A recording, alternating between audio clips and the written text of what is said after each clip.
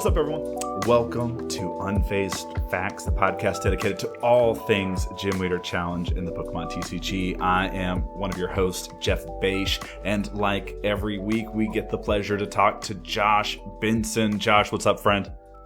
What is up, Jeff? We are at the end of the year, Jeff. We're here. Christmas has come and gone. We got the new year coming up, and a lot of things happened this year for GLC. I'm tucked in the corner in my in-laws' house in the deepest, darkest corner with a light. Thank goodness. There's a storm going on outside. I don't know if you guys can hear it, but it's kind of crazy. But I'm risking my life up here, letting you guys know what happened this year for Gym Leader Challenge. Jeff, are you ready? I just appreciate the fact that you're putting yourself in mortal danger to talk about what a year 2024 has been for Gym Leader Challenge. And of course, we got to talk about the future. What does 2025 have in store? And of course, we got to make a little bit of an announcement. Officially, after this episode, Unfazed Facts is going to have a new home on YouTube. It's going to have its own official channel. So check it out. The channel name will be Unfazed Facts. I'll drop the link in the description below for everyone to go ahead and click on it. So make sure you are subscribing to that so you don't miss out on the Unfazed Facts episodes of the future. Josh, it's going to be a really exciting time for the podcast as it continues to grow and as we continue to talk great things about Gym Leader Challenge. I'm excited. Oh, yeah. I'm super excited to get into this next year. I'm super excited to kind of start from scratch on a brand new channel. And it's going to be really, really fun. I think we're going to be able to get a lot of good things done this year. All sorts of info. I don't know if you guys saw Poke Beach the other night. This is like 3 nights ago. It went wild. We're not going to talk about it on this podcast, but there was a lot of cool cards announced. It was pretty fun. Oh, yeah. Looking at some of those cards, I'm very excited for the future of Gym Leader Challenge. A little scared, too, to a certain little degree. Scared, definitely. I'm always a little scared, but I'm excited about what this channel is going to be doing, what we're going to be doing about, all the wonderful things that people are going to bring to us too. I mean, our last episode, the episode about toxic cards, had some great discussions. I loved that. And so I'm hoping that we can continue being, I don't say a pillar of the community, but just grateful to be a part of the community and that people keep tuning into us to watch. It's been a great year, Josh. That's all I got to say. Yes, it's been fun. I'm super grateful and super thankful to be a part of this. Whenever you approached me, all those months ago, I was like, me? But I've been super excited and stoked. I like putting in the work whenever we get one of these things going. And like I said, I'm excited for 2025. But you know what's funnier? Actually, 2025 is funnier than 2024. Is it bad? Yeah, the joke is backwards. I appreciate it. But all right, that being said, jokes aside, we got to talk about 2024. And it's felt like a pretty good year for Gym Leader Challenge on the whole. I always have complaints, Josh. You know that about me. I'm not that big of a complainer, but I've always got something to say. I'm a talker. And so I think 2024 was a great year. I think we're going to have a fun time kind of looking at all the cool things that happened this year. But of course, we got to talk about some of the bad things that happened too. Let's just get right into it. So this is our 2024 Gym Leader Challenge Rewind. We're going to start from January, hopefully touch on all of the important events.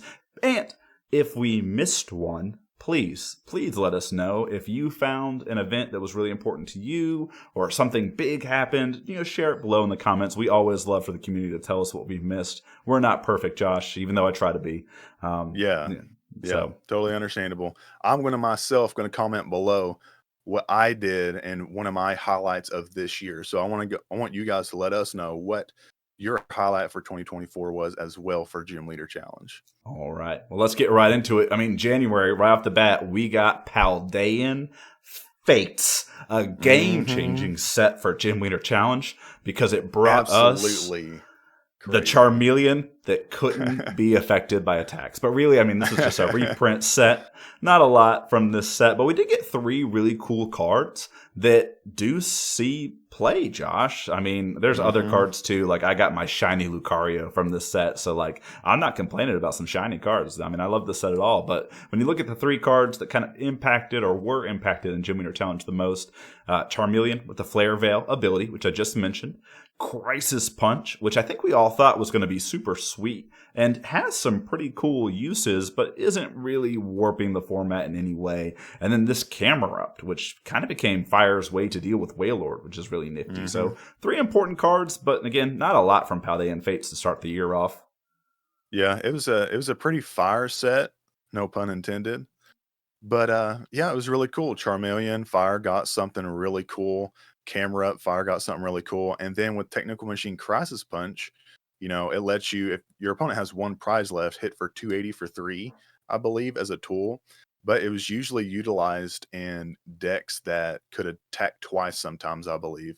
So like Bunnelby used it, Swallow used it, I believe. Torchic and Fire. Torchic did. Yeah, Torchic did for Fire. So some very niche situation decks or decks that could actually possibly pull it off was able to utilize Crisis Punch to a point. Although it's not like the most effective, it was pretty cool. It was pretty cool use. Hitting 280 for twice in a row. You can never go wrong with that, can you, Jeff? No, not at all. And of course, again, all those shiny cards, like I'm thinking back to my Hitmon Bros list, I think Halucha got a shiny. I don't know if I went with the Halucha or if I went with there's like a special promo one that got released too. I'll have to check through my Hitmon Bros list to see which Halucha I'm playing. But a lot of cool shiny cards. I mean, cards that didn't even need a shiny printing got shiny printings, like Baxcalibur. Like we already had the illustrated art. Why did we need a shiny? Yeah. But we got it. Options. There's options. We got it, baby. So I'm never going to be mad at a reprint set. It's always going to keep the prices down. Of course, give us some cool new printing. So Paldean Fates, good start to the year, but again, not a back-breaking start. Oh yeah. We moved into March. And we got Temporal Forces. And man, looking back at Temporal Forces, I think the set was a little underrated at the time. And we're just going to see some of the kind of the high impact cards here to start. I mean, right there in the middle, Josh, Buddy Poffin. I mean, that card single-handedly changed how I built a lot of my decks. Did it have the same feel for you? Oh man, Buddy Poffin was an absolute game changer. It gave you an excuse to possibly, take one of your Glorias or Bridgets out of your deck and just put in this Buddy Poffin because it's 2 Pokemon under 70 HP on your bench for free. It's an amazing card. It's probably one of the best cards for GLC ever printed. And then it brought us cards like Brambleghast for the grass deck and Koraidon for Ancient Dragons. I mean, this set actually gave some footing to a lot of decks. I mean, it gave footing to almost every deck with Buddy Poffin, especially if you played a lot of basics under 70 HP. It gave you a lot of footing, and it was such an effective card that came out that I think Temporal Forces might have made the biggest impact of the year. What do you think about that? Yeah, and I agree. I mean, just thinking, you mentioned dropping Gloria and Bridget. You just got to play more flexible cards. Arven all of a sudden became just this great card that was not only a very useful card in the mid to late game, but it became a powerful setup card in the early game, which is one of the reasons why you could drop those Bridgets and Gloria. So Buddy Poffin felt great. Going back to Arven too, which I think Arven's just one of the best cards that's been printed, since I've been playing Gym Leader Challenge. If you get that Arven, you can get the retreat tool, Buddy Poffin. You could get your Basculin or your Vulpix into the active. You could use one of those free attacks too. Like, it's just so useful. Buddy Poffin felt game-changing. And you mentioned, Ancient Koraidon here. This set also gave us Ancient Great Tusk, which was another huge card for the Ancient typing in Gym Leader Challenge. Ancient Fighting felt real. It's felt even more real recently. This set is having impacts. Brambleghast has been seen in a lot of really strong grass decks throughout the year. I mean, what's there to say about Temporal Forces, except it was a pretty solid set for us all? It very much was. And I believe in the new Eggmill deck that recently got and gained some popularity through Ghouls on the last Async League that happened in Cardboard Warriors, I believe Rabska was a big part of that deck and being able to prevent damage to the bench as well as damage counters to your Pokemon. So, I mean, this set gave a lot of, like I said, a lot of different decks some footing that you potentially wouldn't think were going to be that great. Really took them that extra mile to get going. Yeah.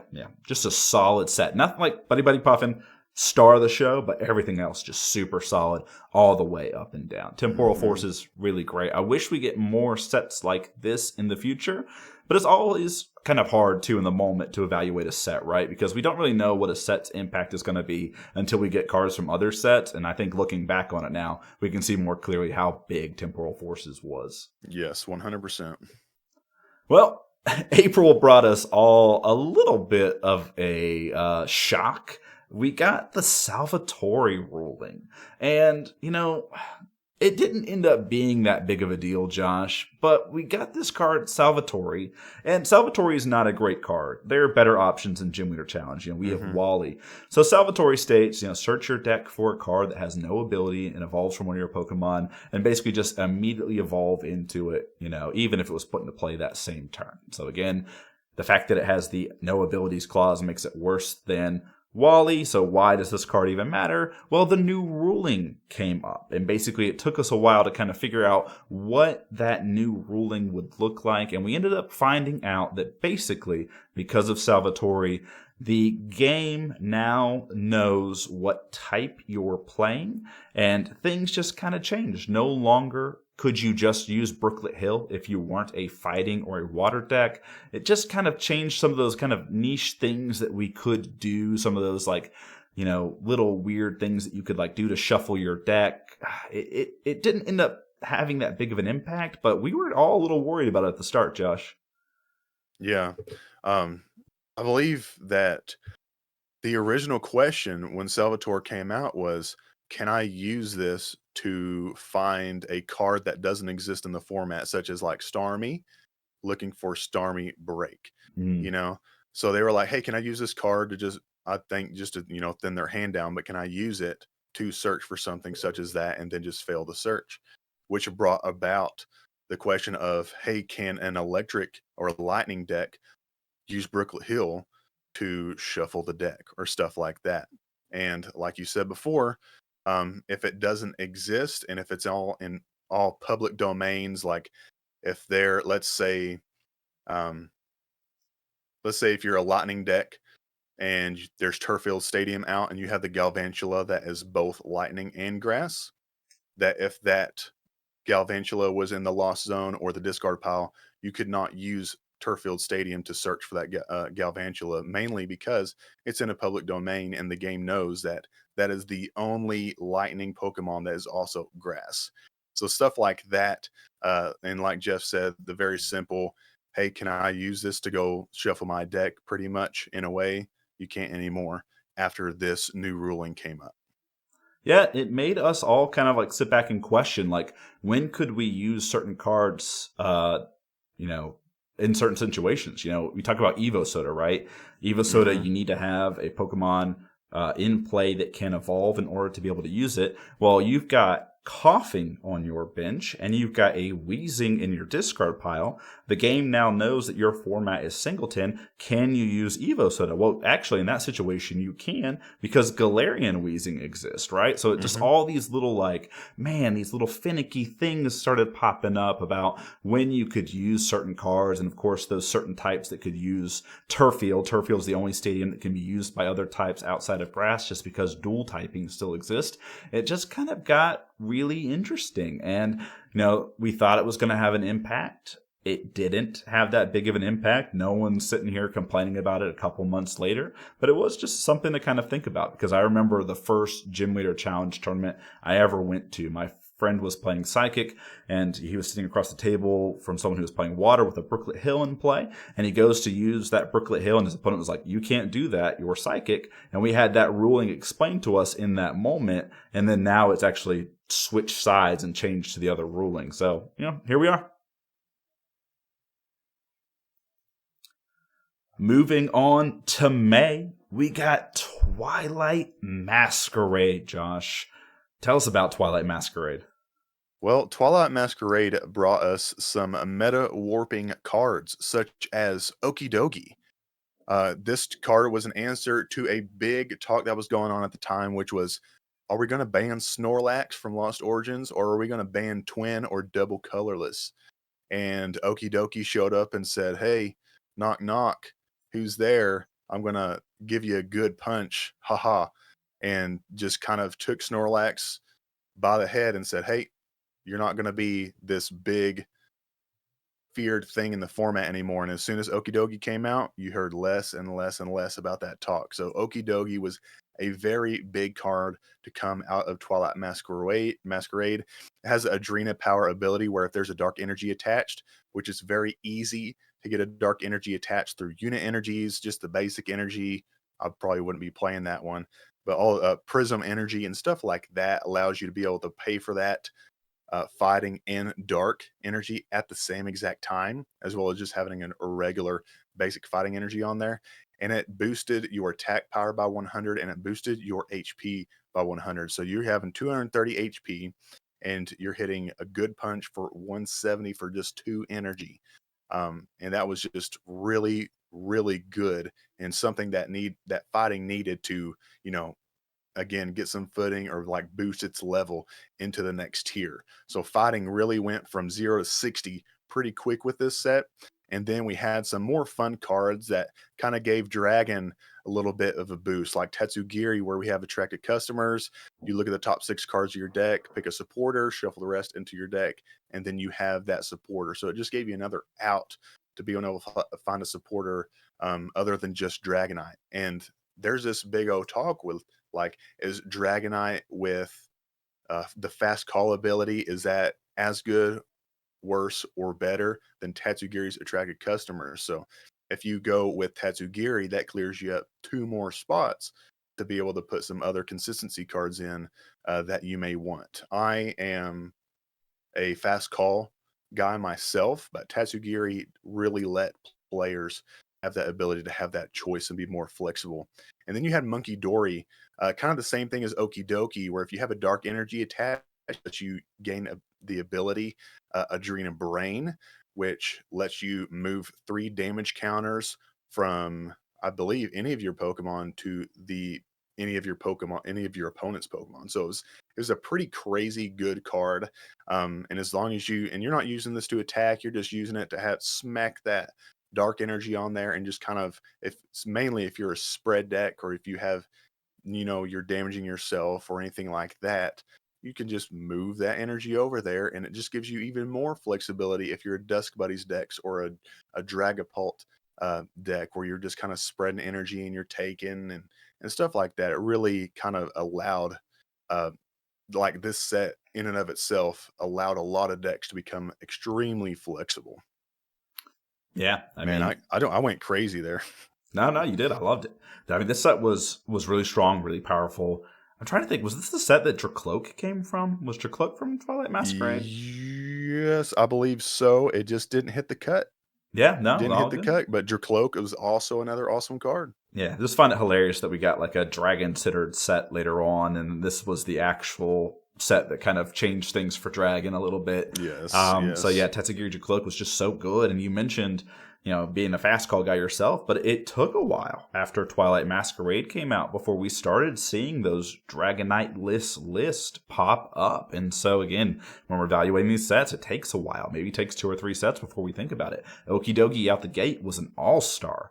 I mentioned that I didn't think that it was going to be that much of a game changer for fighting because it didn't change too much. Fighting never really had an issue with cheap, big attackers, but this just needs so little to do the thing that it actually just played into like fighting's doesn't have that consistency in the mid to late game that it needs. Its best hand is always its opening hand. So the fact that Okidogi needs so little can be a game plan by itself. It was game changing. And of course, Monkey Dory, I probably misevaluated that card too. I didn't think it was going to be as big of a, player in the Gym Leader Challenge kind of meta as it is. But man, after watching some things done by Z-Man and watching, a couple of other people play this in their deck, I was like, this Monkey Dory is the real deal, especially when you pair it with Distortion Door Giratina, putting those damage counters on your own Pokemon and then to ship them back to your opponent. This card is strong and I love it, love it, love it. Yeah. I know when it came out in Standard, it was a staple in Gardevoir EX decks because Gardevoir EX would damage itself with the ability or the other Pokemon if you put a Psychic from the discard pile onto them. So a lot of Gardevoir EX players played Monkey Dory. So I knew that I was like, okay, this card is going to be a pretty good card in GLC, especially with, those spreader decks. But like some other cards that came out of this set were like Ting Lu. I know that it hasn't seen so much success, but that's one of my favorite fighting cards. I still play that in my fighting spread. I still play a very unconventional fighting spread with, the Hitmonbro combo, Palisand, Ting Lu, and stuff like that, because I think it's super fun to play it that way. But some other ones are like a big disappointment one was the Dragon Applin. Like that was really cool, or like the Dragon Flapple. I believe that those two came in the same set. And one of them could hit, I think it was the Flapple where you could hit, or no, it gave, is this, yeah, the Flapple gave you a Dragon Applin gave you access to the old Evolving Skies Flapple. And then you could hit 50 for one energy, depending on how many abilities your opponents played. And it's like one of those disappointing cards where it was like really had a lot of potential, but it didn't really show up when it needed to a lot of the time. Yeah, thinking back on it, if we were to have a segment for the most disappointing, or maybe like the most biggest letdown of the year, it'd probably be Dragon Applin, because I remember how excited we were. But are we disappointed in Dragon Applin, or did Dragon just get some other neat, cool tools that it just didn't fit into all the cool new stuff that we were getting? And I like to think it's the latter and not so much the former. Like, we just got so many cool dragon cards. Like, we actually have multiple viable dragon lists now because of this year. Like, oh, it's so exciting to think about. Yeah. Great. Yeah, I would talk about a certain dragon card answer to, Waylord or Snorlax or anything like that, but we might talk about that here in a little bit. Oh, yeah, we will. But first, we got to talk about June. And June was a pretty big month for Gym Leader Challenge. No new set coming out, but we had kind of two big events. First off, we had a tie at Full Grip Games for their local events. They've been doing their badge board all year. It came down to it. No one knew what was going to happen going into the last couple weeks. We had Ben Morse and Alex Carpenter kind of in this race. Mahone was in the mix at some point, and it came down to they streamed kind of like their little playoff against each other, and it was really exciting to see. And then on top of all of that, Josh, it was the first ever like official Gym Leader Challenge event at a regionals. We had deck lists that required for the NAIC Switch Series. I mean, it was great. Yeah, a lot of fun things happen in June. Yeah. It boiled down to, going back to Alex Carpenter and Ben Morse and their stuff, they ended up playing their playoff. I think it was a best of 3 conquest, if I'm not mistaken. I believe it was a best of 7, because I think there had to be 4 wins. It was a long one. It's like a 4 to 5 hour video. Oh, they really wanted it then. But, Alex Carpenter came out on top. Kudos to him. Great player, always insightful. Love discussing things with him in the Discord. His username is Plopal in both the Cardboard Warriors and in the Tricky Gym Discord. We don't always agree, but I always respect what he's got to say. He's definitely a player to listen to. And of course, Ben Morse, this year he's really come out as a Gym Leader Challenge hero. His channel has been producing content for Gym Leader Challenge that's just exceptional. I mean, there is nothing but good things that I have to say about Ben Morse. I got one of his playmats right here. I'm really, really big fan of Ben Morse. Oh, do you? Prove it. Where's it at? Oh, it's right here, man. It's the one I do every week with when Logan and I do our webcam battles. I got it right here. Show us the merch. Show us the merch. Got my Ben Morse. Oh, wow. Look how good that thing looks. Oh, yeah. You can play that with all your water decks. You can play that with Waylord. Oh, I actually play it with mostly fighting decks. But yeah, Ben Morse, did you know, I was keeping up with the Full Grip, and because it was a tight race at the end, like you were mentioning earlier, and Ben Morse was ahead by I think a badge or 2, and he took a whole 2 weeks. He had to go somewhere for 2 weeks for work or something like that, I believe, and let these guys get potential, or even in Alex Carpenter's he just let him catch up. 2 weeks of just like, hey, I'm not going to be there. You guys can catch up, and that's what allowed Alex to catch up with Ben, I believe. And anyways, that's what brought us this wonderful championship finals, which was pretty invigorating. It was awesome, but I mean, Ben knows this. There were some big mistakes that were had. I don't know if you watched it, but there were some pretty game losing misplays that had happened during those matches. Oh yeah, I didn't have a chance to watch them all. I tuned in every now and then live, and I need to go back and watch the VOD because again, they're both just such great players that just watching them, I would learn a ton. But I do need to go back and watch it. Now I do remember too. I think Mahone had a super early big lead going up into this. I think he had he was up to like 7 badges. And he got to, basically the Fs. I think he had like fire, fighting. I think he had maybe 1 or 2 other types that he was maybe struggling with to get going. But then we found out that he was just maybe making a TV show. So like he was making a TV show, having a baby. There wasn't a lot that he could do going forward too. So it would have been interesting to see maybe if Mahone was able to put himself in the mix. But it's just so great. I love how public Tricky Gym is and Full Grip Game is about their locals, like that they can share these events with us, that we can see these wonderful players. Every single one of their locals, like I basically have seen their deck list published and get a chance to see what they're doing. It's just really cool and neat to see. So this was, for me, probably one of the biggest events of the year just because I feel like it had such a big impact on like me as a content creator, me as a GLC lover. This was our Super Bowl is what it felt like. Yeah, it was awesome. I enjoyed it very much. I'm excited to, possibly have this happen again because it's just really fun to watch. Like GLC Conquest is just in and of itself very fun. And I have not played best 4 out of 7, so I think that'd be really, really fun to do. A little long, but yes, fun for sure. Mm-hmm. Yeah. Now, the other Super Bowl that we had was the Switch series, the NAIC Switch series. And of course, you got a Switch at the end if you want it. And this was kind of like an organized event with GLC as the star. 168 players filled out deck list sheets for this tournament, competed to win a Switch. I mean, it just felt like Gym Leader Challenge was a real thing when this was happening, Josh. Oh yeah, I believe that this was the first major thing. It was really cool. And I believe it was 7 Swiss rounds with the top 8 or top 4 or something like that. But in our top 8 we have 1 water, 1 lightning, 1 grass, 2 psychic, and 3 dragon.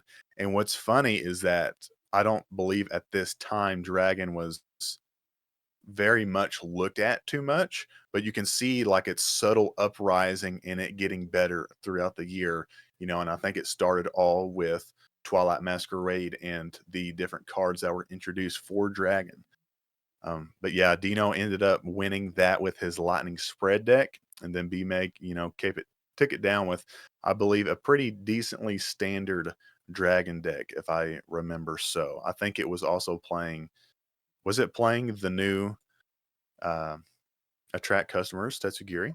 I can't remember because there were a couple different lists that were just kind of 1 or 2 cards different from each other within this top 8. Some of them opted for Tatsugiri, some of them opted for Dracloak, and I think there was maybe even one that was just kind of like a straight up traditional list that wasn't even playing any new cards. So Dragon just was really unique at this time. It was trying to find its own. And Dino, they played their lightning spread list into, I think Dragon was actually a pretty good matchup at the time for specifically Dino's list because they started adding in that Applin and that Flapple and some of those lower HP Pokemon, and 50 everywhere was just KO and things left and right. So shout out to Dino. I know that we did an episode with them earlier on that you can check it out. That was when we were back still as the Let Loose podcast. So feel free to watch that episode back where we talked about all things NAIC. It's been a while, Josh. Sorry, we're glad to have you, but there was a time before you when we were just letting loose, but we can't do that anymore.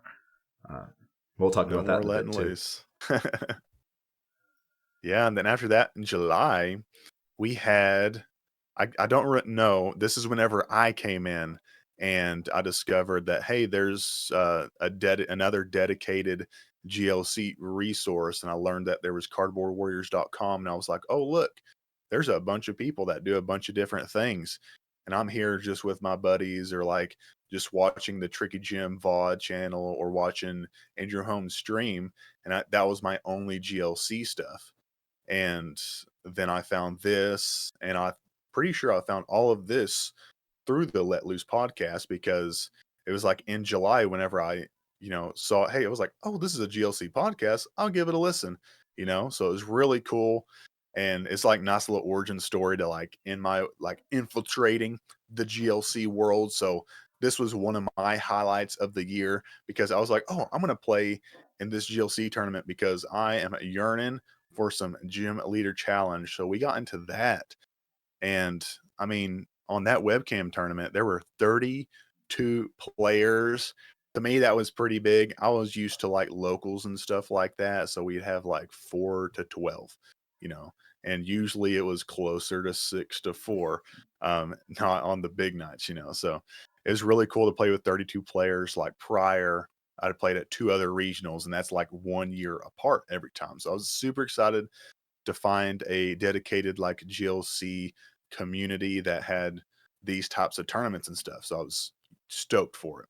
But we have 1 water, 1 fighting, and 2 psychic in the top 4 for this tournament.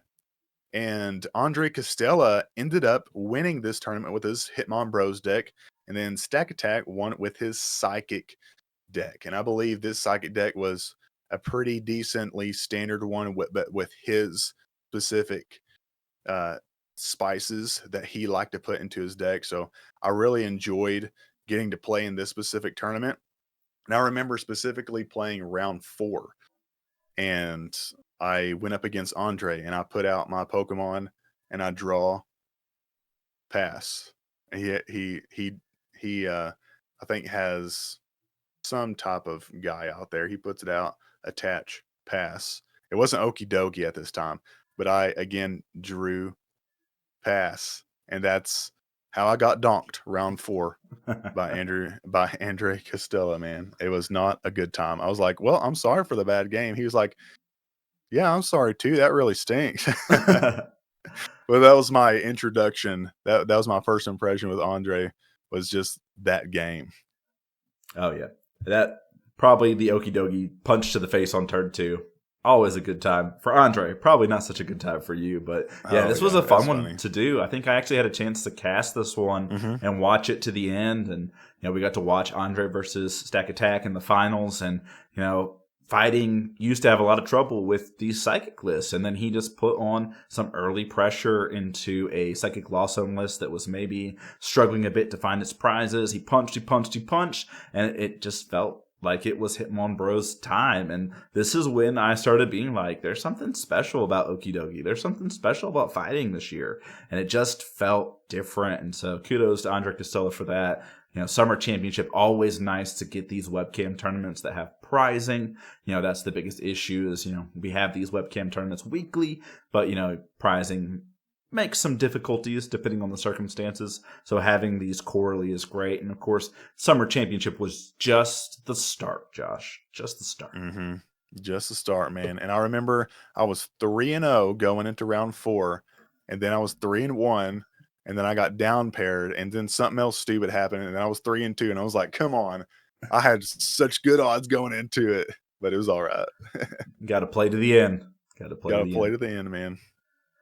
Well, immediately after that in August came Shrouded Fables. And Shrouded Fables was another pretty strong set. I mean, just a pretty good year in total.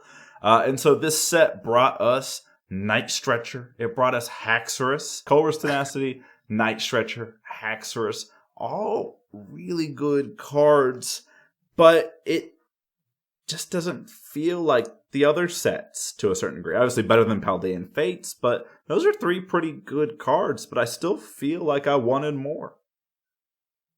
Yeah. It was kind of lackluster at the time. But like I said before, and like you've said so many times in this podcast, is that sometimes we don't know how good it is until later on. And Haxorus is one of those cards that were like, kind of meh But at the same time, people were pretty excited, especially dragon players, for this specific card. Has the bring down the axe attack for one fighting. You just KO another your opponent's Pokemon if it has a special energy attached to it, which was a pretty big deal. Unless if your opponent's special energy was like a mist energy or a wash energy, you were having a good time because it was like you just got to take it for free. And then you had Dragon Pulse for one fighting one metal energy, you're hitting for 230 damage. Of course, there's a drawback of having to discard 3 cards, but that's 230 just straight damage. And that's a Wailord, that's a Snorlax, that's a Slay King, that's anything that's like super tanky without any tools on there. Like you're taking out anything and everything in the format with that specific card, which is really good. But you got one of the best card in this set, which was Night Stretcher, which gave you the option. And whenever I first read this, I thought it said put a basic and an energy into your hand. And I was like, oh my goodness, this is killer. I was like, yeah, this is amazing. And then my friend was like, hey buddy, I think you're reading that wrong. And then I reread it and I was like, dadgummit. But still, Night Stretcher is a really, really good card, especially in cards that you're in decks that you're trying to recur basics, or if you're trying to just get, just that one energy back. Night Stretcher is one of the best cards, and it replaces Buddy Buddy Rescue for most decks, like 99.9%, unless if you're a very specific niche deck. Like that replaces it. It also kind of replaces Revive if that's a flex spot for you now. So there's all sorts of different uh, things that gave Night Stretcher, a good flex spot. And then we have Colress's Tenacity, which was a pretty decent card and a good segue for people that, can't afford a Guzman Hala. It was basically a 2/3 Guzman Hala, where Guzman Hala lets you look for a tool, a stadium, and a tool, stadium, and Special special energy. energy. And the Colress's Tenacity lets you look for a stadium and a special energy. So kind of gave you a 2/3 of a Guzman Hala. So Colress's Tenacity was a pretty decent card. The only drawback with this one specifically is that later on down the road, another card comes out that I believe is, well, actually, it comes out in this set where if you play Chorus, they get the attack for one colorless energy, and you're just, down and out, 110 damage to everything. But Chorus Tenacity was a decent card, especially in decks that wanted an early stadium and an early special energy. It just allowed you to do that for free without having to discard anything in your hand. So, uh, this set was this set wasn't a super exciting set, but at the same time, it gave us some nice little staples such as Night Stretcher and a lot of recurring basic decks. Yeah, I mean, with this, what we started to see kind of with this set, at least what it started to feel like, was that GLC's speed got ticked up a notch, right? Because Guzma Hall is one of the best setup cards in the format, because almost every type has a stadium that can get a basic to the bench. You've got these new TMs that we got at the end of last year in Paradox Rift, so things have kind of changed a bit with Gym Leader Challenge. You even got Capture Energy as a special energy. You could just go ham off of Guzma Hala. And then Colress Tenacity comes out, and it's just a second that. And we see that decks that really liked having certain special energies could really have aggressive fast starts because of Guzma Hala and now Colress Tenacity, which is why Dragon just feels really good right now. You got another out to DDE. So this was kind of like a shift for me in Gym Leader Challenge. So even though I feel like the set didn't have like huge cards that were going to be game changing, it just added something to the format that just sped it up a bit. And I think we're going to see kind of where Gym Leader Challenge is at today. It's just a much faster format than it was at its inception and even at the beginning of 2024. It just feels a lot faster. Yeah, and a couple other cards that came out of this set were like Tapu Bulu that had that for 3 grass energy hit for 220, I believe, something like that. Yeah, is it 2 grass and 2 colorless, I think? I think it was 4 in total, because I think you needed 2 plus Venusaur up for it to do the thing. Yeah. So Jungle Totem really helps you be able to get that out pretty quickly without having to have all that energy on there, which is pretty cool to have grass be able to have a basic that could do so much damage so quickly. Mm-hmm. And then you had the Dusknor Dusclops line that had the really cool uh, blow up ability where you blow yourself up pretty much. And with Dusknor, you could put 13 damage counter. Dusclops, you could put 5 damage counters anywhere you wanted. It was just one Pokemon though, which was a lot. Whenever I read that again early on, I thought you could spread that damage, and I was like, that is just way OP. That is insane. But thank goodness that that wasn't the case. And then, like, one of your favorite cards ever to come out was Kirim. And that's the card I was talking about earlier with the Coercious Tenacity. Oh, Kirim. Oh, Yeah, Kirim and I have a lot of that's problems. It's just a hold hostage card. Just holds the format hostage. yeah. And then a Copperajah was also another pretty cool card to come out for metal decks, where it has the ability Big Body, I believe, and basically it would stadium lock your opponent. They can't play it from the hand, so the only way they can get rid of it is through effective attacks, abilities, or like Field Blower or Lost Vacuum or something like that. So Copperajah is a pretty cool card, and I love it. I love that card so much, but it's just sometimes kind of hard to get going like quickly, 4 especially in a energies a lot. format. Yeah, especially in a format where you don't have like endless attachments or like any like acceleration, or it doesn't double the energy. It's really hard to get going. So I'm hoping that, something in the future, we'll talk about the future later, will allow it to do that a little bit easier. Well, another big shake-up month. We had September, and September rolls around. And Mm-hmm. Mahone, again, the steward, the godfather of our format, makes a pretty big announcement. Yeah, GLC Daddy. Yeah, 3 cards are going bye-bye. And I don't think that this was a surprise to anybody at the time. We had to say goodbye to Let Loose Marshadow, again, our old namesake. Again, Let Loose, basically when you played it from your hand to the bench, each player shuffled and drew 4.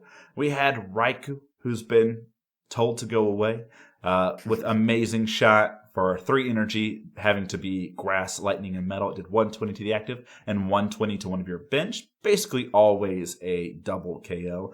And then we had Duskull. Duskull that wasn't doing anything, but it did have the Spirit-Born Evolution ability, which let it evolve immediately on the turn that it's played. All you had to do was discard 3 cards, and with that Dusclops and Dusknoir that you mentioned coming out, it was time for Duskull to go bye-bye, so that maybe those other cards could make their way into the format. Yeah, yeah. And that was a very sad time because I really wanted to play a lot of Duskull. I really did.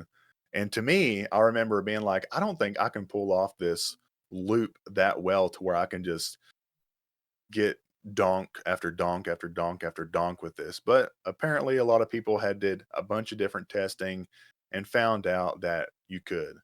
Now me, being the player that I am, possibly could do it every now and then, but probably not a lot of the time because I probably don't see the same routes as some people do. So I was like, hey, give it to the let the lower tier players play with Duskull and just keep the higher tier players from playing it, and we'll all be good. I just wanted to play the other Dusknoir. I wanted to play Sinister Hand Dusknoir. That was one of my favorite decks. But Yeah. I think that for the good of the format, Duskull had to go. Raikou was doing work before it got banned too. When you look at that card, it was pretty strong.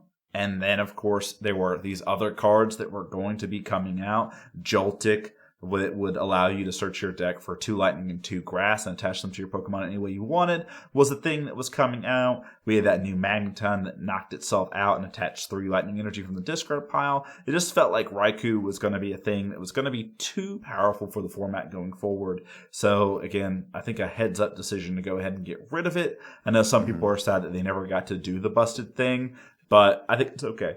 And then, of course, Marshadow. Marshadow just was a feel-bad card for a while now, and it needed to go, and I don't miss it.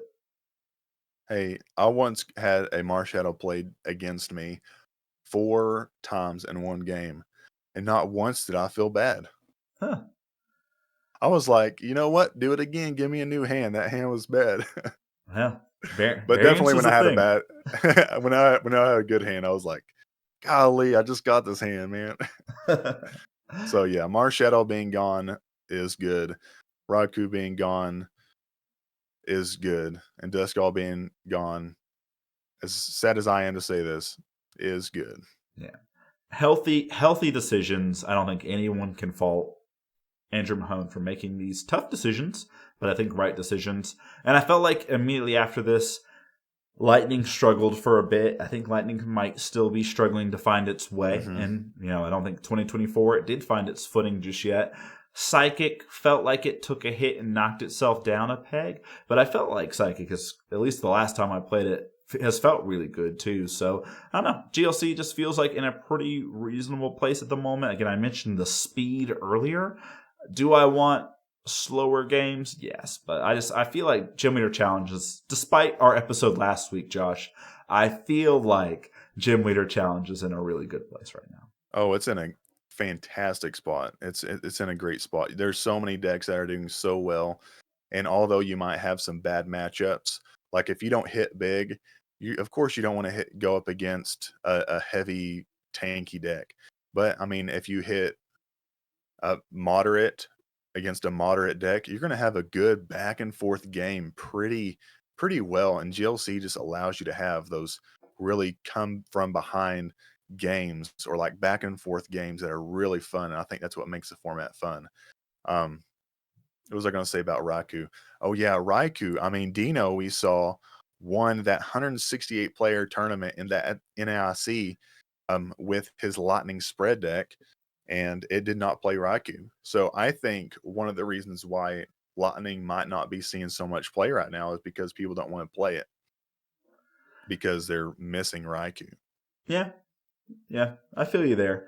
I've played a couple Lightning lists that I've really enjoyed. I never really played Raikou anyway. I always played Lightning Zone as one of my favorite Lightning lists. So, again, I'm not going to speak too much about Raikou being gone because I didn't really play it that much. But Lightning Spread is really good. It's just as good as Spread always is, right? If you're going to find yourself into bench bear matchups where things can struggle. If you prize Zebstrika, you're going to struggle. That's just kind of where Lightning's at. Now, you mentioned at the start of the podcast that in the future there are going to be some new cards. One got spoiled the other day that I'm really excited about, but that is an episode for another day. Mm-hmm.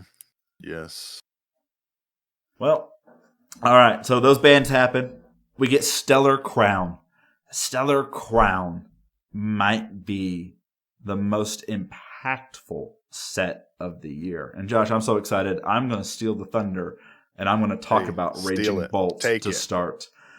Raging Bolt, one of my favorite cards this year printed. So Raging Bolt, Thunderburst Storm is a snipe attack. You guys know me. Beish loves him. So I'm attacking that bench. So Thunderburst Storm does 30 damage to one of your opponent's Pokemon for each energy attached. It costs a lightning and a fighting. I saw this card immediately and said, I want to be doing that. And it feels like everyone else has come around to that. And again, I'm not going to say I'm the first one who did that, but Raging Bolt feels like a staple now for Dragon. And Dragon feels like it's at where it is because of where Raging Bolt is now, too. Mm-hmm. Yeah, Raging Bolt, I know that it's one of your favorite cards, man. It's a really good card.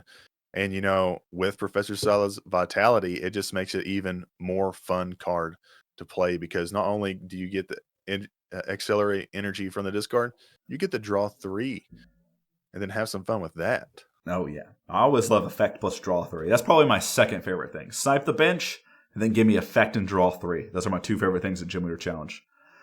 Yes. The other card that got printed here, which is a card that still is like maybe on some people's hit list, is Fan Rotom. And this card added a lot of consistency to colorless setup decks. even colorless decks that necessarily, were more big basic focused might even consider running this card just because its ability is so strong. Fan Call lets you search up 3 colorless Pokemon with 100 HP or less. You can only use it during your first turn. It's not even a play from hand ability, it's just an activated ability. So you can get this off of Artisan or Nest Ball, and all of a sudden you're just Bridgeting or glorying to get things to your bench. And on top of all of that, 1 energy, it does 70, just 70 damage. That's donk territory right there. It Oh does need yeah. to have a stadium in play, but man, I looked at this card and I said, what's bad about it? And everyone just keeps quoting me, well, you need to do it on your first turn. But like, how many decks are running like 90 outs, and I'm using hyperbole here, but so many outs to putting a basic on your bench on turn 1. Like this, there is no downside to Fan Rotom. Yes, every time I've played against a colorless deck, they're able to get Fan Rotom out. It's so easy to do. It's so incredibly easy to do. And also, like, colorless was already good, you know?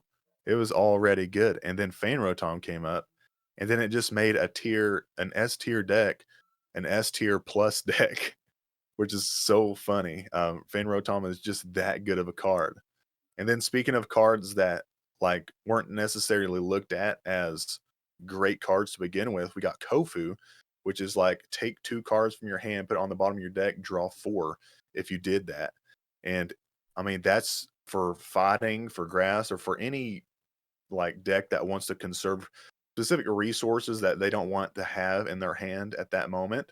They can easily just take those 2 cards, put it on the bottom of their deck, draw 4 cards. And it's such a good card for like the likes of fighting, to where you can just draw 4, put those 2 cards that you don't want right now at the bottom, because you're going to eventually get those. And it just gives fighting another like boost in its quest to be able to draw cards, which is super hard for fighting to do at this moment. Yeah, and I'm like, and draw cards without losing something in the late game, right? Because before, Yeah. like, you could play research and just discard cards, but like, Hmm. if you're a Hitmon deck, you want to save recovery cards. If you're a Lightning deck, you want to save recovery cards. Something about Fire is that you don't want these shuffle draw effects because you've got Makarko. So Kofu lets you kind of like take these dead cards out of your hand and then just draw forward 4. Are you only netting 1 card? Yes, but you're also saving yourself some really important cards for later on. And I think that's what Kofu was. And I think when a lot of people looked at this card and evaluated at the beginning, they didn't necessarily like think of like how important it is to like save your rescue stretcher for later, right? It's Hmm. like things like that. Yes. So I love Kofu. I remember when we were doing our set review for Stellar Crown. This was still back when we were let loose and Luke was on the show with us. I don't think he had Kofu on there. And I brought up Kofu and he was kind of like, I could see why this card would be good. And it was just like a card that maybe wasn't on people's radar. So I'm glad. I'm so happy that Kofu is a card that people are playing, are considering, and are winning with, because that card is really cool. Now, Josh, on top of these cards, I think our Chaladon came out in this set, if I'm not mistaken. That's a card that we both really like. Oh yes, and that just didn't make the cut on those polls that we were on. But yeah, Archaludon was in this set. We had Iron Boulder, we had Crispin, we had some heavy hitters, and then we also had the one of the straws that broke the camel's back, Joltik, that got Raikou banned. Mm. So this set was actually a really, really good set. And Archaludon, Jeff and I are fans of the metal deck. And Archaludon, if you have a metal energy attached to a Pokemon, you can free retreat that with Archaludon's ability. I believe it's something bridge.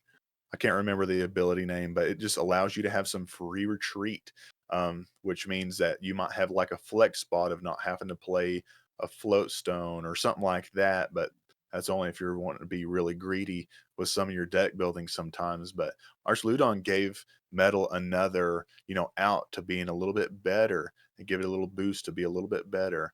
But another card that I like is Iron Boulder, which if you have the same hand size, which it's kind of easy to manipulate your opponent's or yourself hand size.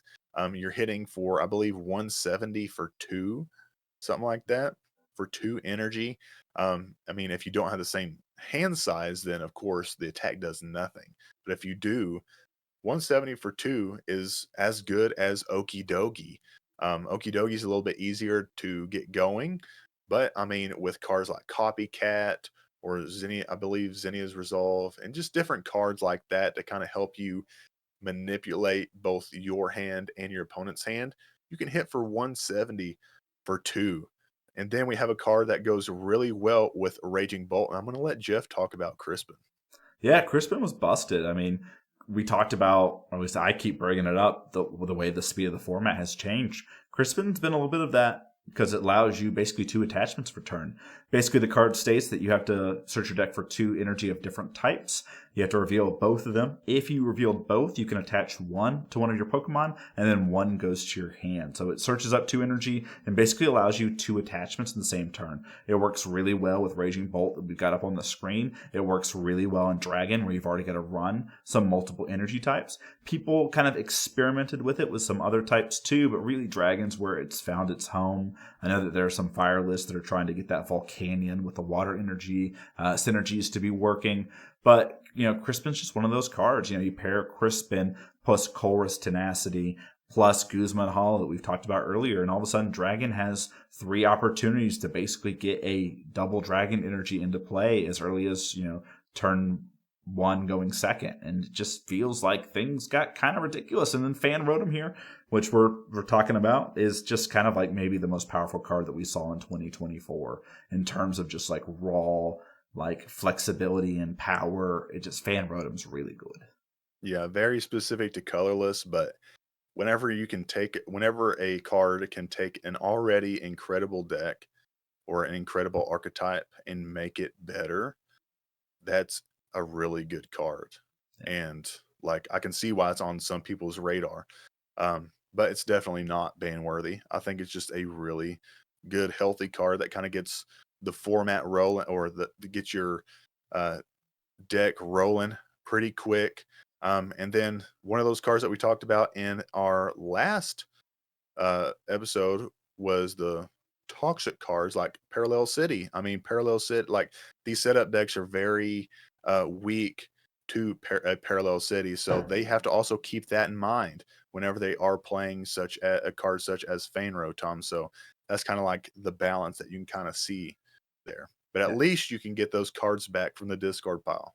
Yeah. Well, as someone who loves spread decks, like, please play Fan Rotom on turn 1 against me. That's like all I want to see is like you go 4 wide on turn 1 plus you're active, right? But just give that to me all day, every day. But Stellar Crown, some of that food. Stellar Crown, just another really good set. Just like when you look at the sets so far, they just all added some really fun, unique, good mechanics to the game, and it's just great looking at 2024. It's been a fun year so far. I mean, we still got Surging Sparks to talk about. I mean, we're not even finished. Surging Sparks brought a lot of new fun cards with it as well. 3 that kind of jumped to mind are the 3 that we have presented on the screen. Skeledirge, which brought a boost to fire. We got mini Snorlax is what I want to say, but it's actually big Snorlax. It's just a stage 2. Basically has the same ability as Snorlax, but of course you get to do 60 damage plus 20 more for each bench Pokemon for just a fire and a colorless. So it's a big hitter with big HP at 180, and then has a wonderful ability. Again, when I evaluated this card, Josh, I said, that's a stage 2 that attacks. I don't see it being good, but man, recently has it felt really strong. Yeah, and let's say that your opponent plays Parallel City and both y'all have 3 Pokemon out on the bench. You're still hitting for like 180 damage, which is Snorlax. So it's really not that hard to get that damage going with Skeledirge. And I was super excited for Skeledirge. I just haven't built a fire deck yet. At some point I will, but I'm excited to put the Skeledirge into my deck. And then Lightning kind of got a really cool card. We got Tapu Koko, 120 HP, but it has this really cool attack, Summon Lightning, for 1 colorless energy. You can find 2 Pokemon and put them into your hand. I believe it's into your hand, but just 2 lightning Pokemon. It's a really awesome setup card. It's very much like the Alolan Vulpix of water, but it's a little bit better because it has a really cool attack also. with prize count for 2 lightning, 1 colorless hits for 90 plus 90 if you're down on prizes a little bit. So, I mean, you're hitting 90, which is a pretty decent number, but 180 is really good. And that's going to knock out pretty much a lot of different cards, like a lot of different cards in the format without tools attached. And it's even getting rid of Waylords, the Titans, any of those bigger water cards as well, since most of them are going to be weak to that. Yeah. It's a card I really enjoy. Like, you mentioned all the wonderful things about its attack, but like one of the coolest things too is like it is 1 energy attack, get cards to hand, which like getting Zebstrika to hand on turn 2 is great. Like, love everything about that. But like one of the things that isn't maybe said enough about the card is that it is 1 retreat. So you can just put that energy in the discard pile to retreat it back to get that Dynamotor effect. So I think that that's just kind of like one of those like nuanced things about this card when you're evaluating it. Like, yeah, it doesn't have free retreat. That's actually might be beneficial in a deck like Lightning. Now, this last card here is free retreat. It's Smooch 'em, baby. It's got 30 HP. It's a baby. Free retreat. And it's got a free attack, Delightful Kiss. Basically, search your deck for 2 basic energy cards. They have to be basic psychic and attach them to 1 of your bench Pokemon. Really cool. You know, Shining Mew existed beforehand, but now we got Smooch 'em from this set. It just feels really strong. I think this set also got us the KO itself Magneton, if I'm not mistaken, from Surging Sparks. I mean, Yes. it's just great. Yeah, and also we got the Lake Trio. The the Azelf that with Neurokinesis does 10 plus 10 more damage for each damage counter on all of your opponent's Pokemon for 1 psychic, 1 colorless. Then we also got the Mesprit with the Guardian Burst if you don't have it. But you have to have Uxie and Azelf on your bench. But for just 2 psychic, you're hitting for 160, which is just 1 less than Iron Boulder. And then you have the best of the Lake Trio, which is going to be Painful Memories. For 1 psychic, you're putting 2 damage counters on all of your opponent's Pokemon. And just for 1. And it's a basic. So you can recur this card over and over until you're ready to just, wreck shop with your awesome Dusknoir that you can use to move abilities, which is really cool. Some other really cool cards that came out of this set was the Togekiss that has the ability Wonder Kiss. That if and when you knock out your opponent's Pokemon, it could be anywhere on the bench, and it doesn't even have to be Togekiss attacking. It can just be another card that you're attacking with. And anyways, you get to flip a coin, and if heads, you get to take an extra prize card with that. So a 50-50 chance at getting 2 prizes. You can actually theoretically get with spread decks, if you play this with spread decks, be able to get all 6 prizes in 1 turn, which is definitely hard to do in the GLC format, but definitely not impossible. Oh, yeah. And then you can go ahead. I was gonna say, yeah, that Togekiss is sweet. We just ended up playing a Twin Leaf tournament last week with that card in our deck. Flipped heads in our first game to win win the game from 2-0 basically off of our prizes. So I'm a big fan of that Togekiss going forward. We've seen it not flip heads before, Oh, Josh, yes, and you'll yes. remember that. But Oh, definitely, man. definitely a card to think about going forward. I believe Jeffrey was playing that game, and he flipped no heads. I think it was None. Bruno Neves, if I'm not mistaken. Bruno? Oh, yes, Yeah. it was Bruno, yes. And I think we were commentating that game, and we were like, man, he could literally win this turn because he had the ability. I think it was like Monkey. There was like another way to maybe manipulate prizes. He had a chance to take 4 prizes, and he ended up taking 1. Yes. Oh, it was terrible to see. And then a couple cards just quickly to go over. So Titan was a really cool include into the water deck, which was like copycat proof to where it can't be knocked out by a copycat attack, even if it has damage modifiers. The solid body brought it down to 30 less damage, which the Titan is a tankier version of the previous Titan. It's just you're doing less damage for more energy. So there's kind of like a downfall there. And then Z-Man's favorite card of this set was Wo-Chien. He loves this card. This is one of that card that can do the hazardous greed for 1 grass, 1 colorless. It's for 20. But if you have 3 or fewer cards in your deck, you're doing 120 damage to 2 of your opponent's Pokemon. And some people have found an easier way, I believe, or like a more consistent way to get that done by the end of the game. Very risky, but it's definitely a possibility that you can do that. I'm not going to play that deck though. Not my type of style. Well, Dead Maniac just smoked me with that deck the other day. He was playing a Really? more turbo version of it, and it just made me kind of sit back and be like, time for me to try some Wo Chien. It was pretty sweet. I was trying to mill him out because we had talked Yeah. about that card a little bit and like maybe the possibility of milling him out. So I had Slitherwing in the active, trying to mill some Yeah. cards off the top of the deck when I You're probably just should have helping him. just. Yeah. Well, I was trying to get him all the way down, but he ended up being able to just kind of shuffle some cards back into his deck. So Wo Chien might be a real thing. I'm excited to see where that card goes in the future. Now, one that I don't think we've brought up yet is Koforgigas, the 1 energy do 60 to everything with abilities. That's another card that's just pretty bonkers. It won a full group games tournament too. Again, I'm just like sitting here. I'm not talking about overly powerful cards. I'm just kind of talking about fun, cool cards that fit into Gym Leader Challenge. And that's why I think 2024 might be one of the best years for Gym Leader Challenge on record. It's just great. Whoa. All right.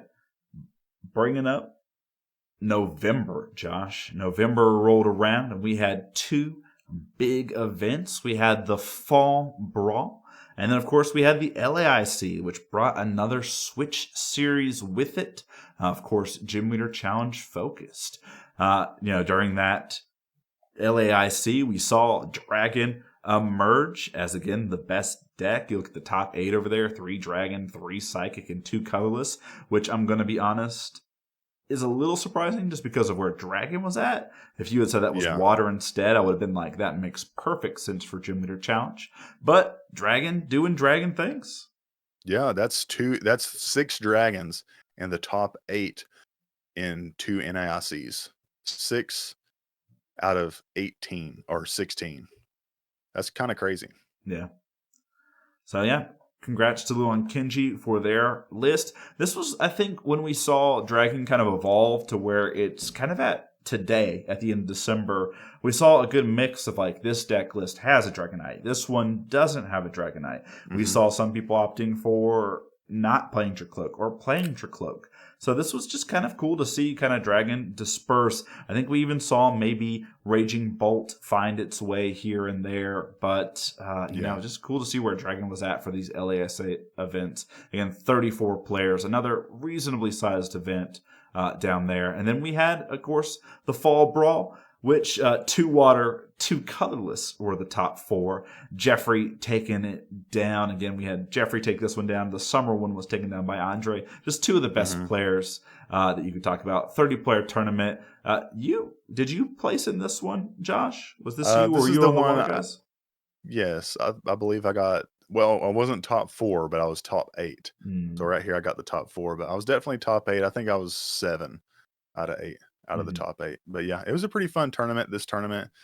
But Jeffrey was playing his crazy code colorless deck. And I believe I was matched up with him at one point, or maybe that was the one prior. But anyways, this one was definitely a fun tournament as well to be a part of. And I love seeing, just people find success with their decks, repeatedly, and be able to just get things done and just get through the competition, get to their top 4 spot. And these top 4 spots are not easy to be a part of either. They are best of 3 when you are playing these top 4 spots. And whenever you're playing GLC, a lot of the time, each round is going to be 40 to 50 minutes. It really determines what type of tournament you're in. But 40 to 50 minutes is around the time you're going to have one round of GLC. But if you're playing a best of 3, a lot of the time you're going to have up to 90 minutes of just pure GLC. And if you're in top 4 or top 8, depending on whenever they do that, that's a whole extra 3 hours of GLC if you're playing up until the end of that specific round. So GLC can be a lot and take a toll. And so to see players repeatedly at the top do well is just it's like a skill in and of itself.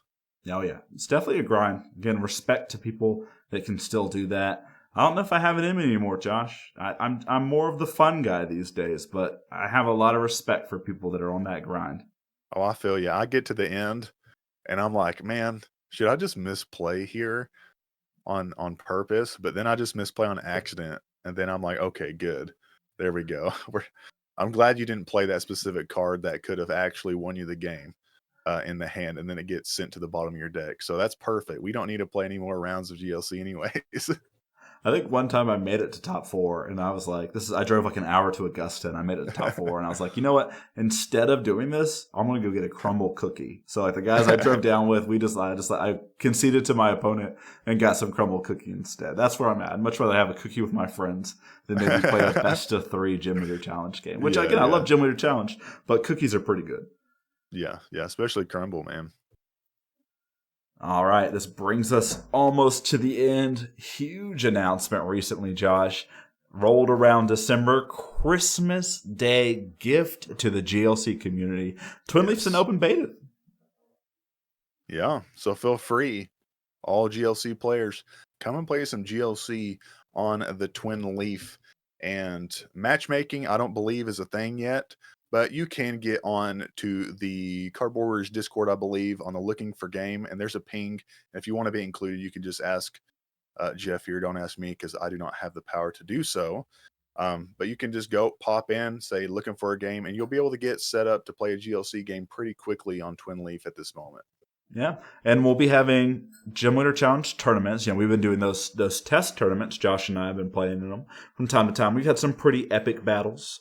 I'm going to go ahead and say I'm dropping a video tomorrow of our most recent epic video, our epic battle. But every Monday, starting January 6th, I'll be hosting Twin Leaf tournaments. That's starting at 8:30 p.m. Eastern Standard Time. So if that's a time that works for you, that's great. And then on top of that, I'm going to do an asynchronous league, which is thrown through the All About That Base Discord, where if you can just find an opponent once a week, play a best of 3 when the time works for both you and your opponent, and then throughout the month of January, you'll play 4 games, 1 round a week. And we'll have a winner at the end. So that's just, 2 ways. If you can't do those looking for game pings, or you're looking for a way to kind of play a little bit more competitively on Twin Leaf, you can do that. Again, I don't know what it looks like yet. We're just kind of testing the waters in January, but excited that there is a place for us to play Gym Leader Challenge again online using a sim. Not all the cards are there, but that's okay. Let's be thankful. Remember, before Twin Leaf, none of the cards were there. So that's how thankful I'm going to be forever. Oh yeah, and it's getting a little bit more smooth here and there. They're making just clean it up to make it to where it's like you can actually flip a coin and different stuff like that. So they're making the interface look legit as well. And it's just going to be a slow process getting there, but it at the point and what I've seen, it's going to be there to the where like you don't have to wait for the cards to be there because they're just going to be there. You don't have to spend coins to get them because they're just going to be there, and everything is automated to where it's not manual. So you can kind of get games done a little bit quicker without having to shuffle here and there. You can just, it's back kind of like in the PTCGO days where you were able to just hop on, find somebody, and boom. Yep. And if, I've played Magic the Gathering for a couple of years now, and they have a client that's called Modo or MTGO, Magic the Gathering Online, which is just spreadsheets. And that has been around for forever. It's basically like the same thing as Twin Leaf, and Twin Leaf is free. So I just love that Twin Leaf exists. All the cards will be there eventually. It's going to be open source, so people will be able to submit cards to be added once, all that gets sorted out. So just excited about where it's at. It needed to be mentioned because it's a great close to the year. Just having this ability, because in 2023 in March, goodbye PTCGO. This is what I've been waiting for so long. So I'm happy that it's happening. I just got to mention it. Shout out to all the devs at Twin Leaf. Wonderful, wonderful, wonderful. Just can't speak to how awesome it is. Yep. Well, all right, Josh. Let's get into some best ofs to finish out the year. Again, we've highlighted kind of the timeline of what 2024 looked like. Well, it's time to talk about 2024's best card. And we each had a pick. And for our first one, which was just the best card in general, we both opted for the same card. And Josh, what is that card? Buddy Poffin. We got that so early in the year. We've had all year, like so many months of different data to say this card, Buddy Poffin, specifically impacted so much for all these different decks to be able to set up so much more consistently and just, not beat around the bush, just really just get your game started, get your bench set up for you to be able to find success with your favorite Gym Leader Challenge deck. Buddy Poffin is 2024's best card. You know what, Josh? You're my buddy, and that's why we had to include this card as well. So, Buddy Poffin, thank you so much for being 2024's best card. There is nothing else to say. It's just that good. Now, our best type, again, Josh, we were in agreement. Colorless, right? It's got to be colorless. It's got to be colorless. Colorless, turbo colorless, colorless control, crazy codes colorless has been doing so well this last year. And then with, Buddy Poffin, with Van Rotom setup decks are just getting things done. And it's just such a good, consistent deck. It doesn't have shady dealings like water does, but it has so many different consistency draw cards. Be able to shuffle your hand, put it at the bottom of your deck, draw some more, and then draw some more again. There's just so much that goes for colorless that has so many good matchups. It's just a really good, well-rounded, heavy deck. And again, like we've mentioned before, later on, when we do a set review for this next one, it's going to be colorless. You don't think it'd be getting better, but it's possibly going to get better. Yeah, I mean, how could it get better from Fan Rotom? I mean, you mentioned so many of the decks that are doing well. I mean, I won a Twin Leaf tournament with colorless spread, and I just got to say, Fan Rotom is busted. It just gets your spreaders, it gets your draw engine set up. I mean, just like Fan Rotom has really pushed this type to newer levels.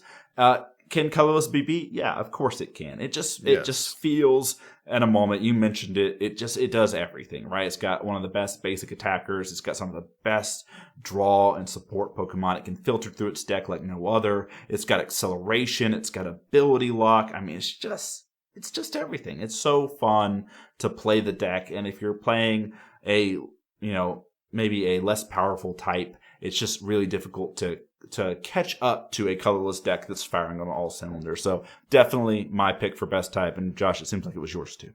Oh yeah, and it has access to special energies such as the double colorless twin and DTE. I mean, the only other card in the format that has that is Dragon, and it only has one.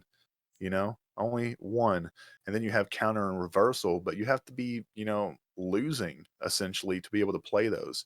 And to be able to just play down two without any downside, two double colorless in twin energy, it's just insane. It's really good. And that's, I mean, again, 2024's best type has to go to colorless. Yeah. Really no contest. But if you think that there might be a different best type, let us know in the comments below. But I think most people would agree with us, especially with the bannings to Psychic and Lightning throughout the year. Mm-hmm.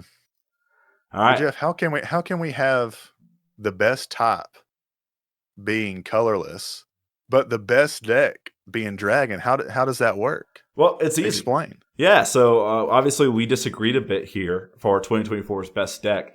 I just got to say that there's one thing that colorless is missing. It's a snipe attack. And I just think that Dragon might be the best deck of 2024. And when you look at all the things that Dragon can do, whether that's sniping to the bench, or whether that's you've got Fast Call Dragonite, or whether you've got immunity from Garchomp, from your search line, which is Dragon Call Gabite. It feels like Dragon is up there. And Dragon also makes the best use of Crispin. It can have the most explosive starts now, because you basically have 3 outs to getting 2 energy attachments on turn 1 between Colorless Tenacity, Guzma, and now Crispin. You've got early game and late game consistency. Dracloak brings a lot to the table. Tatsugiri and Dragonite all do the same. The deck just feels really strong. And I just feel like its early explosive starts maybe put it just a bit above Porygon Z. I don't know. And I just really wanted to be different too, Josh. But I do like Dragon a lot. And I do think, without a doubt, it is 2024's best deck, in my opinion. It's definitely a pretty good deck. I do have to agree with that. But I would say that it's not better than Crazy Code Colorless. Crazy Code Colors has so much going for it, has such an easy way, especially with Slay King, to actually kind of turn off and shut off what you have going, especially with all the new different setup ways that it can get going. That Slay King can actually, come out turn 2 and turn off your Tatsugiri, turn off your Garchomp if you try to evolve it while Slay King's in the active position. And then all Porygon Z has to do is say, hey, take this energy, hey, take this energy, hey, take this energy. And then Slay King's hitting for like 160 every turn, or even Snorlax, put a mist and a double colorless on there. You're hitting for 180. Actually, not therapeutic, not mist. And it's staying awake, and you have to answer that. And sometimes Dragon can't necessarily answer so quickly with such a big attack, But I think that Crazy Coat Colors has so many good matchups. It has all the different switches that it plays, so that way it's not getting stuck in the active, or even being able to, wake up or reactivate attacks if need be. And then you have all, like I mentioned before, all your different draw potential for colorless. You can Squove it everything to the bottom if you don't like it. Bibarel for 5.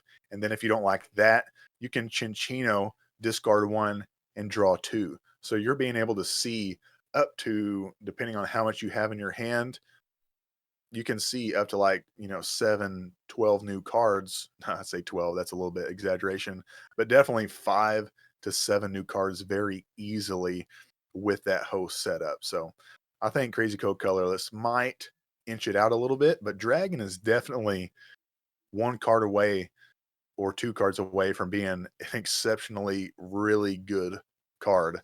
And you never know what's going to come out in the next set. I'm going to say is, we talked about all these results, Josh. NAIC, LAIC, Dragon, baby. So again, we're talking about best decks, best results. My argument's going to be scoreboard. Now, hey, did Jeffrey's deck do well? And the summer, whatever it was, or I think this may have been the fall brawl. Yeah, of course. Yeah, it's fall but, brawl. I mean, just so many Dragon results. I mean, to me, it's obvious, Josh, but we'll let the people decide. Let us know. Yeah. Again, I know we're mentioning a lot about this. In 2024, what was your best deck? I want to know about it. Tell me in the comments below. Yeah, what was your best deck? Not the best deck, but your best deck. But to stem off that, I mean, Dragon, again, like we said earlier, got so many good cards throughout the year that it took Dragon from here and brought it up here to, give it 2024's most improved type. It gave it extra consistency with Dracloak and attract customers. It gave us more attack power with Haxorus and potentially Flapple, and all these different Dragon cards kind of came together, and it gave us potential to be able to put energy onto these attackers with Crispin and stuff like that. So, I mean, Dragon improved a lot this year, and it went, again, just from 0 to 60 really quick throughout this year. Yeah, I think there's probably an argument to be made that fighting also deserves a mention for this part. Okie dokie did a lot. But, Yeah. I mean, Raging Bolt and Crispin showing up in Stellar Crown just was an ultimate game changer for Dragon, in my opinion. And it wasn't just one good quality card like Fighting got with Okie dokie. It was multiple quality cards that saw Dragon, which was already a pretty good type. It definitely had that ability to be aggressive early and then still had Dragonite.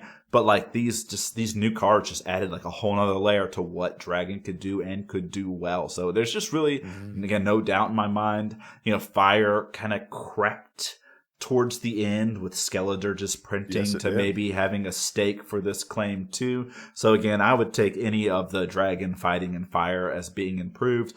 But dude, I mean, Dragon just so good now. Yeah, and you know what didn't get good? Fairy? No, go to the next slide. Great. grass. Grass. It didn't get any better. Although it did get some cards like Tapu Bulu and, set up card like Buddy Buddy Poffin. But Buddy Buddy Poffin was just like it took every deck from here to here. Mhm. So although grass got better like that, so did every other deck got better like that. But grass, it just has very kind of fallen to the wayside, hasn't it? Yeah, this is our 2024's worst type. I think when like how I looked at this and how I viewed it is like this year, I don't think I brewed a single grass deck.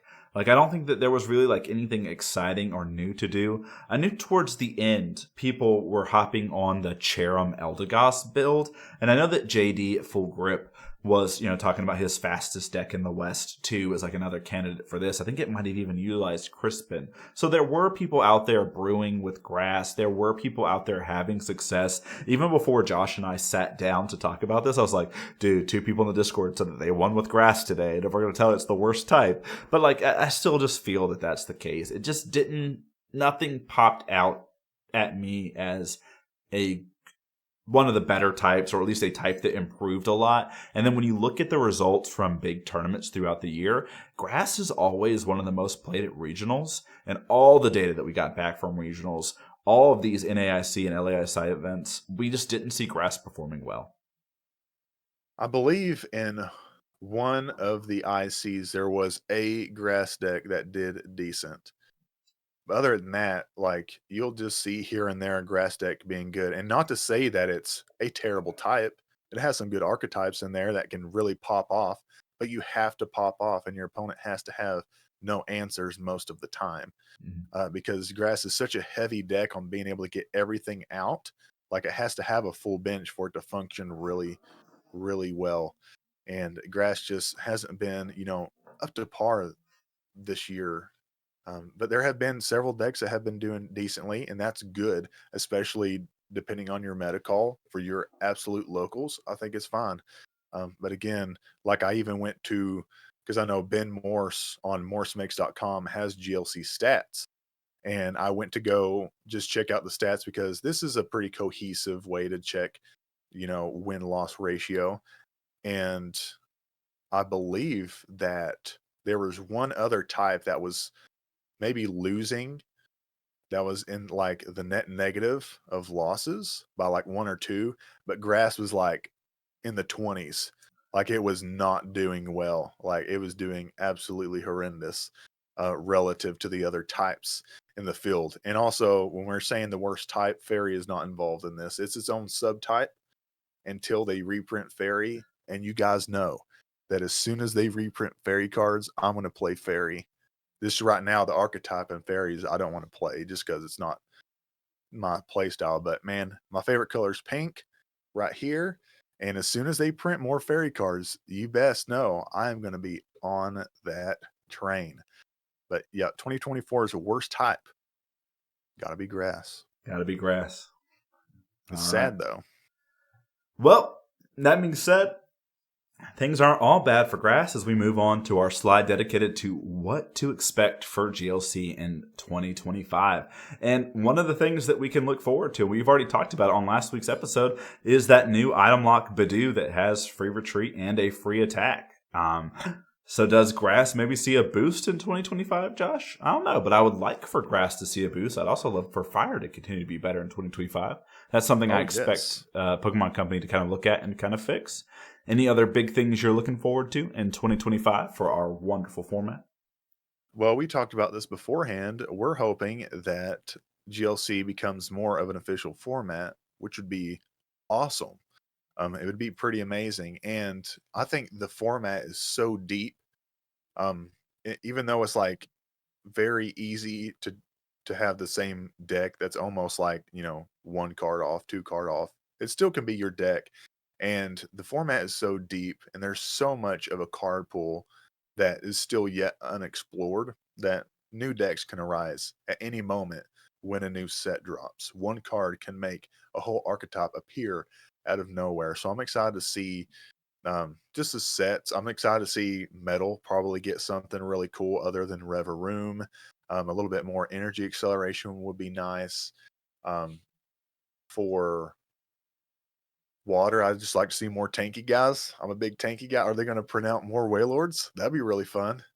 But yeah, like there's so much that can come up that you'd want for this format, and I just want it to stay as healthy as long as possible. So, Yeah. what are you Like, guys looking forward to in 2025? oh yeah, please tell us. I want to know because I mean I'm at loss for what I'm really expecting, but I know that one thing for sure. Gym Leader Challenge is going to continue to be a format where we all just kind of play our favorites. Let's be honest, when people go to tournaments, we're not looking to be the sweatiest types. We're all going to try to bring our favorite of the most competitive builds and play that.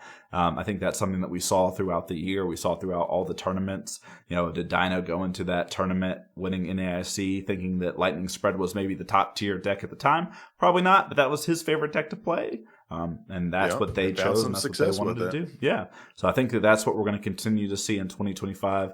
You mentioned official event. You know, I know LGSs all over the nation are trying to kind of grow their local scene. I hope more people continue to grow Gym Leader Challenge. That's my biggest thing. Let's continue to grow this wonderful format and get more people playing.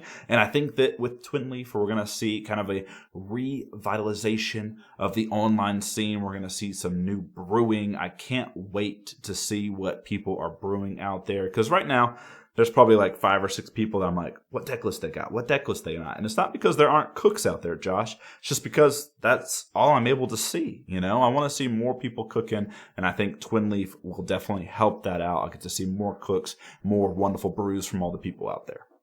Yeah, what do you want to see? Like what cards would you like to see coming out in the next year? Oh, Like for your typing. yeah. So What's your dream card? What's your dream card that you would like to see come out this year? all right. So this is maybe going to be a hot take. I do not want. These are cards I do not want. I do Okay. not want fighting to get a draw card anymore. I think that fighting is at a point to where we need to recognize that low-costed, big-hitting attackers is its identity. And so just keep printing those cards. 1 energy, do 200 damage. Fine. You know, make it some weird condition. I don't know. The second you print any form of consistency, Okie Dokie is going to be bonkers. Hitmons is going to be bonkers. It's just like, we got to accept what fighting is, and maybe that's what its identity should stay. Maybe should there be another consistency piece added to that deck? Yes, but let's not make it like Barrel. So don't print me Barrel for fighting. I also don't want to see Dark get another good draw card, because Guzzlord's too good. I think that card is really fun, though. So I want Guzzlord to stay, and I think if that deck gets any more consistent with another draw piece or another consistency piece, it might be tough. Like, imagine, you know, if that deck had like a Tatsugiri and it was able to maybe find like Beast Ring whenever it wanted to. Like that. Oh. So those are some things I don't want in 2025, Josh. So I don't know if that necessarily answered the question, but I think That's good. One card that I maybe really, really, really want to see is I want to see some more water spread cards coming out. That would be cool. There's some pretty decent ones out there. You know, water is just one of the best types to brew into. And so there are some spreaders, but just like they don't feel like there's a lot of like really good low costed cheap spreaders. You know, like Grass has Celebi or Colorless has Spinda. I'd love to see like one of those for water that kind of opens up an archetype. So anyway, that's my hope for 2025. Josh, what about you? I can get on with that. Yeah, I can get on with that. I would like to see some more water spreaders. Water spreaders. That'd be really cool. But you know what I want? I want I want a gym leader owned and the new partner Pokemon set coming out in the near future. I would like to see like a Misty's Wailord or something like that. Or just like a gym leader's Wailord. But I don't think a gym leader had a Wailord, but that'd just be funny. You know, I think that'd be just a funny little joke. I hope it's bad. I don't hope it's good. I just think it'd be funny. I mean, really make the whales archetype fit to its name. If it had that plus Titan. Oh yeah, double it'd be whale plus so funny. It'd be so funny. It'd be great. But no, I just want to see GLC just boom even more. I say that, but sometimes I'm like, you know, if GLC gets bigger, I need to buy some of these cards right now before it does get bigger. But again, if it becomes an official thing, I would think that they would reprint like, you know, trainer toolkits and stuff like that. I feel like they would have to reprint a lot of these cards and just like make new versions of them or something like that aren't like standard, but like, hey, here's a box of 60 of your staples, comes with 2 each, Yeah. something like that. And that'd be really awesome to see as well. They don't have to be full arts. They can just be your regular run of the mill, like basic, non-hollow cards, and that'd be just wonderful for the format. Yeah, I'd love to see, piggybacking off of that, give me some like battle decks, like some starter decks that come in like a 2-set pack. Like, hey, grass versus lightning. You get both decks for like, I don't know, $40 or something like that. I don't know what a fair price would be for those cards, but reprint them through full deck so that someone shows up to your LGS is interested in playing. They can just buy a deck that's ready to play and then just ship it over here. You mentioned at the lowest rarity. Yeah, give me the lowest rarity. That would be great for standard cards too. Like imagine if like Buddy Poth and Earthen Vessel got reprinted in a GLC deck too. It's going to bring those prices down. So I think that would be a win-win for everyone.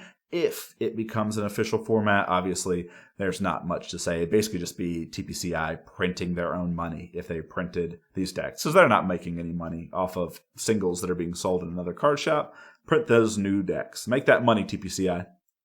Yeah, that would definitely be cool.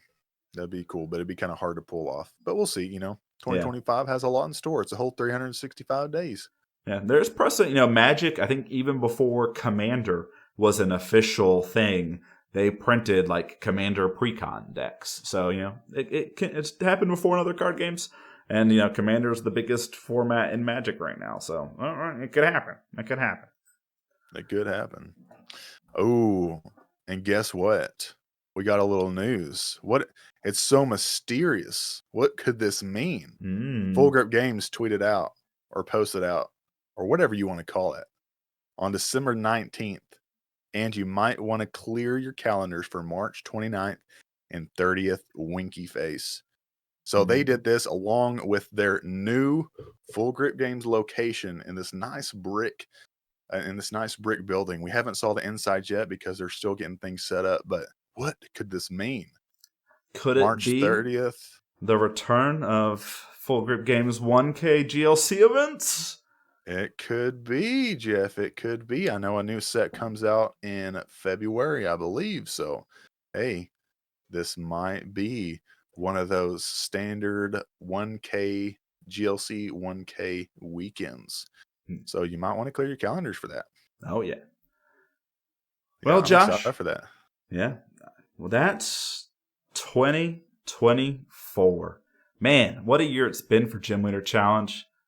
Any final thoughts, any reflections that you need to make here, Josh, before we end the episode? Well, according to my Cardboard Warriors GLC Wrapped, I need to do some more brewing. I only got 19 versions of 3 different decks.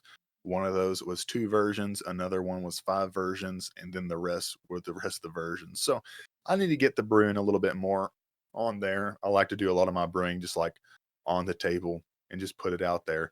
Sometimes I really hate to take the time to click those cards and add them in. So this year I need to put in a lot more of my decks and then, just focus on the fundamentals, just make sure my deck building, like the CRC, consistency, redundancy, and comeback. We're going to make sure that we can do all those things with that deck.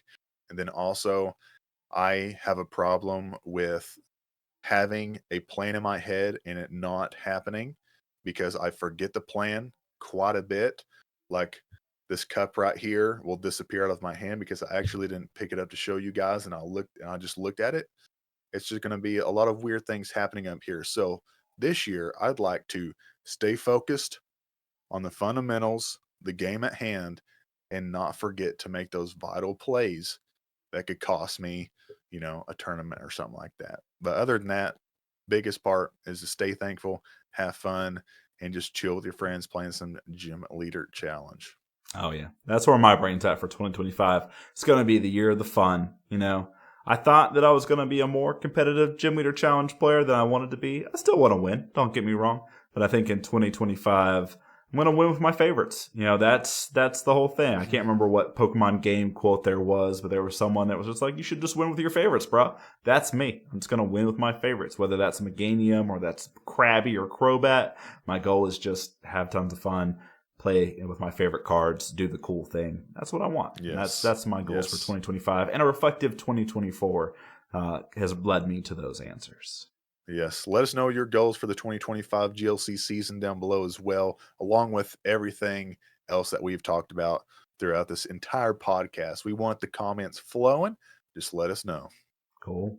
Well, all right, Josh, with that, it's time to remind everyone, too, that going forward after this episode, all Unfazed Facts episodes will be featured on the official Unfazed Facts channel. It will continue to be its own thing on Spotify as well. And with that being said, I'm Jeff Bache, and this has been Joshua Benson, and this is Unfazed Facts, the podcast dedicated to all things Gym Leader Challenge in the Pokemon TCG. We'll see you all next week. Have a good night. See you guys. Good night.